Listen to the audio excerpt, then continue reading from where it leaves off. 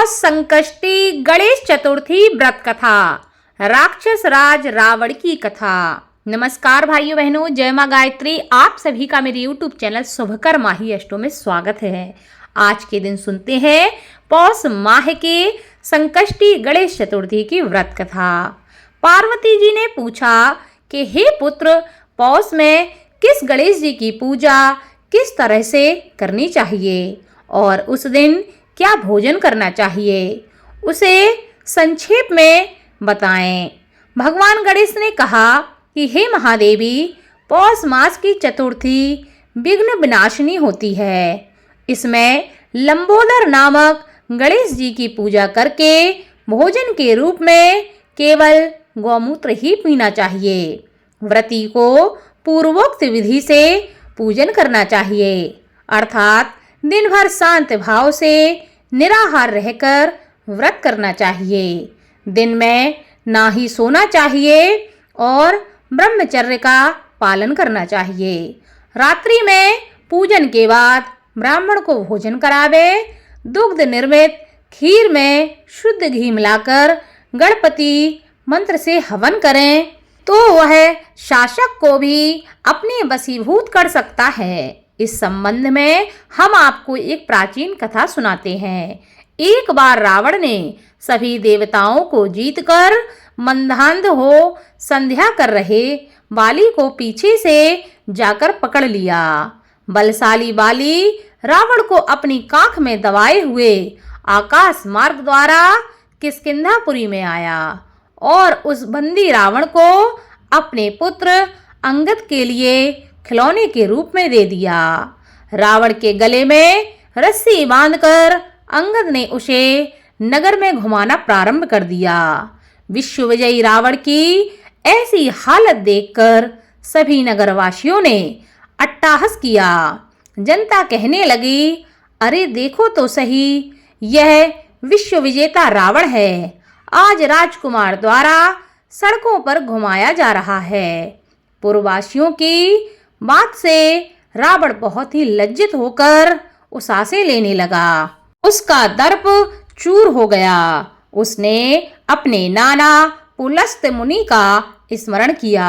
अपने नाती की दीन पुकार से मुनि को आश्चर्य हुआ कि उसके नाती की ऐसी दशा क्यों हुई। अत्यंत गर्व करने से देव, दानव, मनुष्य आदि सभी का पतन अवश्य ही होता है। रावण के समीप आकर मुनि ने पूछा कि तुमने मुझे क्यों याद किया है।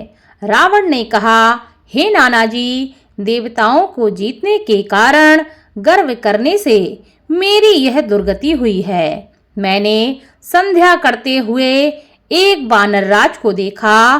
पश्चिमी महासागर के तट पर मैंने उसे पीछे से पकड़ने की चेष्टा की, परंतु मैं ही उसके द्वारा पकड़ लिया गया। मुझे उसने यहाँ लाकर गले में रस्सी बांधकर अपने लड़के को खेलने के लिए दे दिया।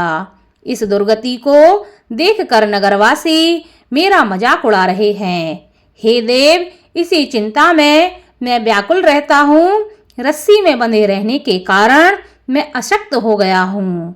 हे नाथ, अब मैं क्या करूँ? मेरे जैसा आपके वंश में कोई दूसरा कुल कलंकी नहीं है।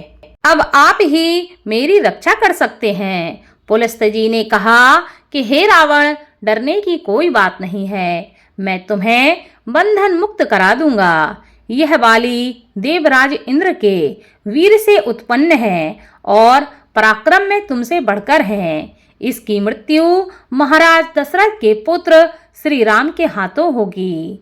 हे राक्षस राज, यदि तुम बाली के बंधन से छूटना चाहते हो तो मेरी बात मानकर संकट नाशक गणेश जी का व्रत करो। प्राचीन काल में मृतासुर की हत्या के प्रायश्चित स्वरूप इंद्र ने इस व्रत को किया था। अतः तुम भी इस संकट नाशक व्रत को करो। बहुत शीघ्र ही तुम्हारा कलेश दूर होगा। इस प्रकार आदेश देकर ब्रह्म ऋषि वन में चले गए और इधर रावण ने व्रत का अनुष्ठान किया। हे देवी, इस व्रत के प्रभाव से रावण तत्काल ही बंधन रहित हो गया और सुखपूर्वक अपना राज्य करने लगा। भगवान कृष्ण कहते हैं कि हे युधिष्ठिर, आप भी इस व्रत को कीजिए। इस व्रत के प्रभाव से समस्त संसार के शत्रुओं का संहार करके आप अपने उत्तम राज्य को प्राप्त करेंगे। कृष्ण जी की बात सुनकर युधिष्ठिर ने विधि पूर्वक पौष कृष्ण चतुर्थी का व्रत किया और इस व्रत के प्रभाव से उन्होंने अपने राज्य को पुनः प्राप्त किया।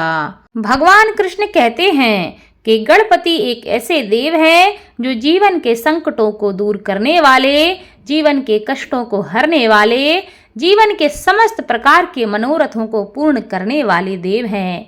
इनकी शरण में जो भी आता है उनके समस्त संकट दूर हो जाते हैं। उसके जीवन में किसी भी प्रकार का कष्ट नहीं रहता।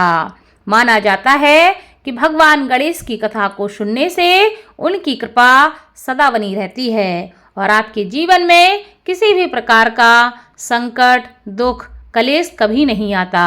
इस कथा को खुद सुने, आपके जो अपने हैं उनको भी इस कथा के बारे में बताएं ताकि आपके साथ साथ आपके अपने भी इस कथा का लाभ ले सकें। धन्यवाद। बोलो भगवान गणेश की जय।